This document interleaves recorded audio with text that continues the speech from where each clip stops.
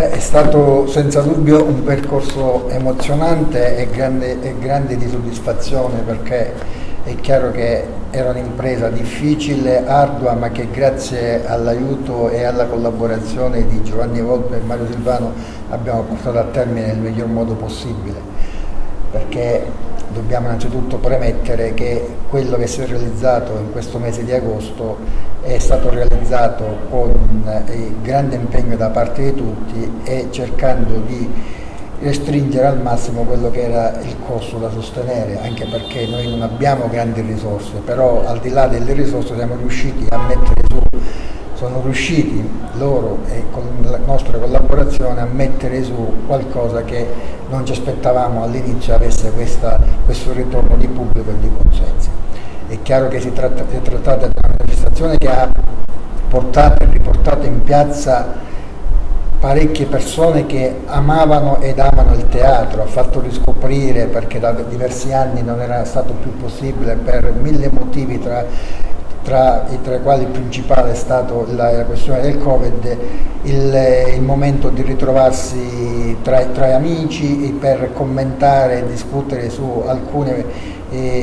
rappresentazioni particolarmente importanti che ci hanno accompagnato durante questo mese di agosto. È chiaro che è un percorso che è iniziato qualche mese addietro, ma che sono convinto con la collaborazione di Giovanni e di Mario e con il tempo che abbiamo oggi a disposizione sarà un percorso che ci porterà lontani, perché quello che vogliamo e vorremmo fare è che il premio Vigata Andrea Camilleri, quest'anno ci siamo stati onorati della presenza del nome del nostro concittadino Andrea Camilleri da parte della famiglia, che ha dato maggior lustro a questo premio. È chiaro che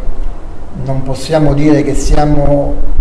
arrivati al clou della manifestazione, perché è necessario lavorarci ed è necessario fin da domani ripartire per una programmazione che ci veda maggiormente impegnati e pronti per far in modo che il prossimo anno sia migliore di quello di quest'anno. Ecco, con Giovanni Volpe passiamo all'aspetto tecnico. Ecco, quale bilancio si può stilare per questa rassegna, giunta alla quinta edizione dopo una breve pausa, ma che ha confermato come il teatro cresca, ci sia proprio un terreno molto fertile dalle nostre parti? Ma io mi pare che già in quello che ha detto il sindaco si colga, perché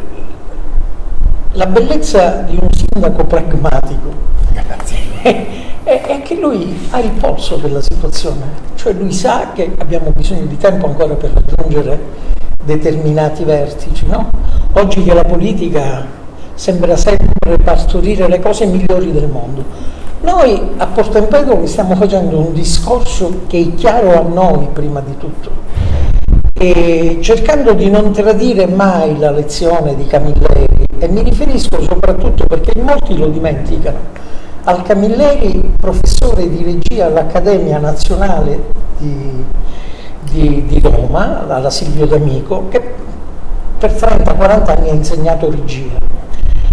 e lui è sempre stato molto attento alle realtà locali, perché sa che in quel contesto, pensate alla scomparsa di Patò per esempio, no? Ambientata nel mondo del teatro amatoriale.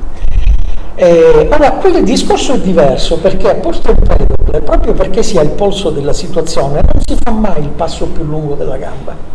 Si cerca di ottimizzare al massimo le risorse che abbiamo, puntando alle risorse locali che abbiamo, e quest'anno abbiamo realizzato una mista perfetta. Con Mario Silvano una battuta finale: tra qualche giorno ci sarà il compleanno di Andrea Camilleri. Tu con Andrea Camilleri hai avuto anche un rapporto molto amichevole, diretto, eri anche un frequentatore di casa tua, anche mi ricordo. Sì. Cosa penserebbe Andrea Camilleri dopo questa rassegna? Ecco, questa rinascita del teatro sotto casa sua praticamente. Sarebbe felicissimo, come lo è stato quando gli ho proposto di fare una rassegna a Porto Empedocle. Quasi era incredulo,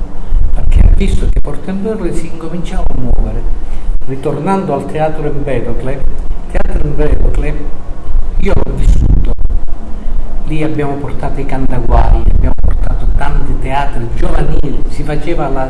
la festa dello studente, mi ricordo, si raccoglievano con i berretti universitari le persone che entravano a Porto Empedocle e poi facevamo degli spettacoli e le serate danzanti e il paese viveva di questo rappresentazioni, queste erano un'annualità, a fine anno c'era la festa dello studente con il veglione poi e quindi Porto Empedocle era molto più viva, i giovani si interessavano, volevano partecipare, era un ambiente meraviglioso e noi dobbiamo creare questo, ricreare questo.